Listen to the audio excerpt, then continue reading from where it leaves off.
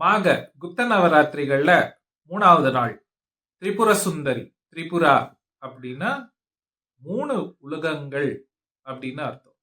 3 உலகங்களுக்கும் சுந்தரி அப்படின்றதுதான் இதுக்கு அர்த்தம்.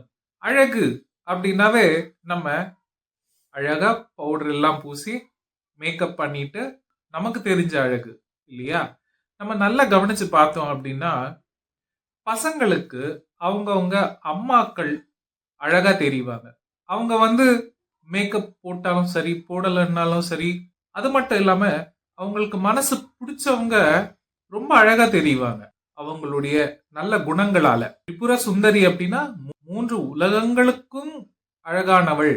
அப்போ அழகான குணங்களை நம்ம வளர்த்திக்கணும். இந்த நாள் நம்ம தியானம் பண்றது மூலமா நமக்குள்ள இருக்கிற அழகான குணங்கள் வெளிப்படும். மாக குப்த நவராத்திரிகள்ல நமக்குள்ள இருக்கிற அழகான குணங்களை வெளிக்கொண்டு வர்றதுக்கு இந்த நாளை யூஸ் பண்ணலாம்.